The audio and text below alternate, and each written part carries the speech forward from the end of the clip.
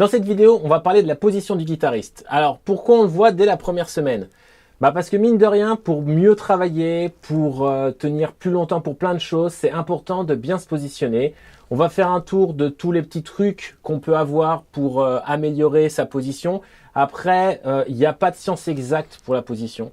Chacun va avoir son petit truc pour sa morphologie, pour le type de guitare qu'il a. Donc on va essayer de faire un petit tour. Ouais, il faut surtout développer une conscience du corps. On va développer la conscience du corps. Alors, premier truc, alors pourquoi faut bien se positionner pour la concentration, pour que tous les membres du corps soient mieux positionnés pour mieux faire les choses. Ça peut aller jusqu'à la blessure. Ouais. Tendinite, par exemple. Par exemple, ça arrive. Ça, on n'a pas l'impression, mais comme pour le sport, on peut se faire mal avec un instrument de musique. Tu confirmes? Oui, alors moi, ma tendinite, elle est due à beaucoup d'autres choses, mais j'ai solutionné pas mal de problèmes, justement en revoyant ma position, que ce soit sur l'instrument ou dans la vie de tous les jours. Pour plein de choses, il faut bien se positionner. La première chose qu'on va dire, c'est déjà l'ouverture de la guitare. Alors, on voit souvent ça au début. Alors, c'est sûr, on voit mieux l'instrument. Ouais. Mais non, parce que ça va augmenter les pressions dans le poignet. Donc, malheureusement, on voit pas. On voit pas ce qu'on joue. On a les repères qui peuvent aider et c'est bien aussi de s'habituer à pas regarder. Parce que de toute façon, il vaut mieux regarder d'autres choses, la partition, il vaut mieux regarder le public quand il y a du public, il vaut mieux regarder le micro quand il y a un micro. Écouter, puis de toute façon, en penchant quand même un peu la tête, on arrive toujours à voir. Mais voilà, il faut vraiment éviter de pencher la guitare, ça va donner beaucoup trop de pression sur le poignet, on est d'accord. Le siège aussi, on peut parler du siège, c'est important d'être sur quelque chose où on va être bien assis. Alors il y a des sièges qui sont spécial guitaristes, on trouve d'autres choses qui sont pas mal sans avoir les sièges spécial guitaristes. Ouais, je pense qu'il faut trouver un siège qui vous permette, alors moi c'est ma façon de voir les choses, d'avoir les deux pieds au sol. Moi c'est vraiment, ça m'aide beaucoup d'être ancré au sol. Là par exemple on est sur des sièges où on n'a pas les pieds qui touchent par terre, moi ça me perturbe. Alors il y a la petite barre. Voilà, il y a la petite barre, voilà. Mais c'est encore différent entre avoir la petite barre façon barre de... Voilà, tu parles des tabourets de guitaristes. Oui, tout à fait. Il y a certaines marques qui ont fait des tabourets un peu anglais et tout. Les tabourets de barre, ça me perturbe. Mais bon, il y a des gens qui sont à l'aise là-dessus, au contraire. Donc faut vraiment trouver là où on est bien. Et là où il y a le moins de tension possible en fait. Il y a aussi finalement l'angle de la cuisse qui va jouer aussi parce que si l'angle est vraiment trop bas comme ça, on peut avoir la tendance à avoir la guitare qui glisse. Tout à fait d'accord. Et aussi, je vais dire un truc tout bête, mais le type de pantalon. Le type de pantalon. Ouais, le type de pantalon, ça va jouer sur ça parce que ça peut glisser aussi. Alors j'ai une élève un jour qui est arrivée avec un petit truc très sympathique. C'est des bandes collantes qu'on peut utiliser en voiture pour mettre son téléphone. Et elle avait collé ça ici et depuis sa guitare ne glisse plus. D'accord. Donc ça coûte 5 €, rien du tout, et c'est quand même pas mal pour ça. J'ai un élève qui venait en pantalon de costume et il passait son temps à avoir la guitare qui tombait quoi. Donc on va parler justement, est-ce qu'il faut travailler avec la sangle? Parce que ça peut permettre d'éviter ça. Exactement, ouais. Alors, on a moins de problèmes avec les guitares folk que les guitares électriques à cause du poids, parce que la guitare électrique est quand même beaucoup plus lourde qu'une guitare folk. Et puis il y a la caisse en fait qui est quand même plus imposante, donc on la rapproche mine de rien du corps sans le vouloir. La guitare électrique, moi clairement j'ai besoin de la sangle, même assis, donc là j'ai pas eu le temps de changer mes strap-lodge, donc d'installer une sangle. Ça me perturbe, il y a une partie de mon attention qui est sur la position de la guitare en elle-même, du coup je fais pas corps avec l'instrument. Tandis que quand j'ai ma sangle, je peux m'occuper que de la musique. Donc il faut y penser. Donc c'est un point qu'il va falloir vous chercher si vous êtes toujours concentré sur la position, la tenue de la guitare, c'est ça que vous avez en moins pour votre instrument. Alors il y a certains guitaristes, je pense à Gus Rigovan, qui m'avait dit que lui, il réglait sa sangle assis, en fait. Donc pour avoir la guitare qui ne va absolument pas bouger.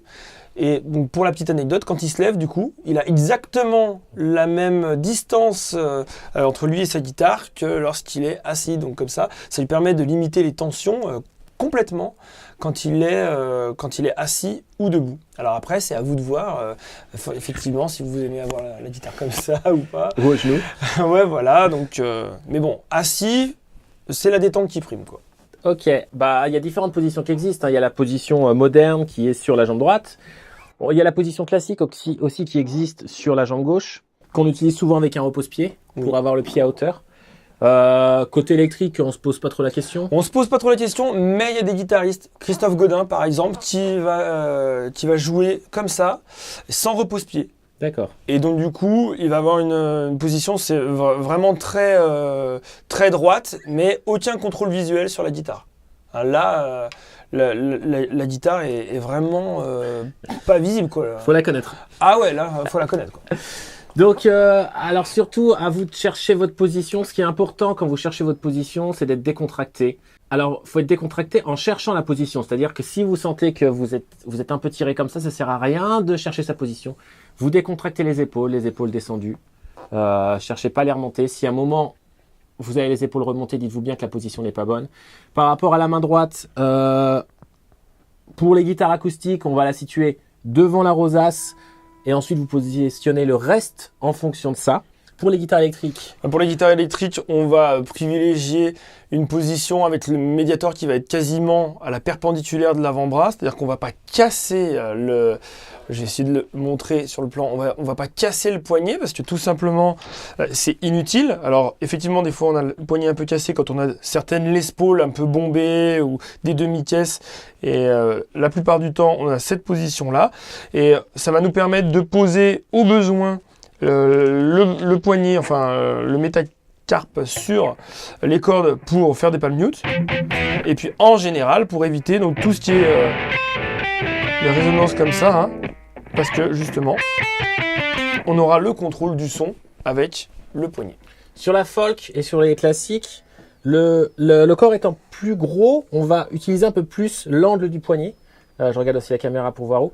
Moi, ce que je conseille à mes élèves, c'est décontracter. On a un angle naturel qui est dépendant de chacun. Et ben, c'est l'angle le plus approprié pour vous. À partir du moment où vous allez monter un peu plus droit, vous allez devoir forcer pour tenir comme ça, cette position. Et à partir du moment où vous allez plus casser, vous allez devoir forcer aussi. Étant donné qu'on cherche la décontraction, la position naturelle étant la mieux après pour pouvoir faire les rythmiques. On a moins cette histoire à la guitare électrique parce que voilà, il y a l'épaisseur de la caisse qui fait que obligatoirement on a une position qui est plus englobante au niveau de la guitare folk et de la guitare classique. Qu'est-ce qu'il nous reste à dire là-dessus sur les positions? Position éventuellement du coude.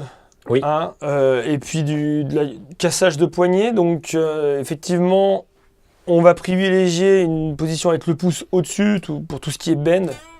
Hein, tout ce qui est bend. Et puis pour les barrés et puis les écarts, on va privilégier une position avec le pouce à l'arrière, parce que de toute façon on ne peut pas ouvrir les doigts de la main avec le pouce au-dessus.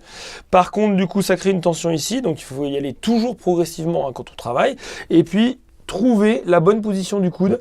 Hein, je vois souvent des gens faire ça, hein, ça doit arriver, Oui. ou au contraire être comme ça. Bon, bien sûr, avec le temps, ça s'affine et on va essayer de trouver de la mobilité, de la détente. Contracture ici, ça arrive dans le coude, ça finit en tendinite au poignet de toute façon.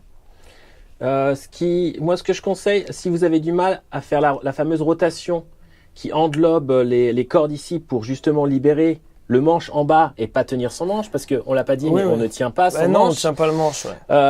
Et alors moi, ce que je conseille, c'est d'utiliser l'autre main pour ça, parce que la plupart des élèves, ils poussent le coude. Et vous pouvez essayer chez vous, si vous poussez le coude, obligatoirement, ça crée des tensions au niveau du cou, et ça fonctionne pas. Moi, ce que je vous conseille, c'est de prendre l'autre main et d'aller chercher finalement, de décontracter le bras et d'aller le chercher finalement avec le doigt ici. Et vous allez voir que finalement, vous allez arriver à une position quasiment identique, mais décontractée. Donc vraiment chercher cette rotation, ça permet déjà de libérer la corde mi-aiguë et en plus d'avoir une attaque beaucoup plus droite par rapport à la corde.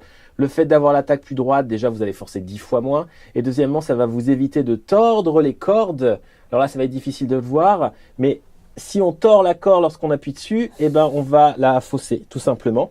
Donc c'est ballot d'accorder sa guitare, si derrière, bien sûr. On la rend fausse en appuyant, donc d'avoir une pression relativement droite, ça évite justement de tordre les cordes. On a fait le tour, je crois. Il me semble qu'on a fait le tour. Donc juste essayez, décontractez, trouvez votre position pour après ne plus y penser, pouvoir travailler correctement. Et ben on a tout dit. Allez, ciao!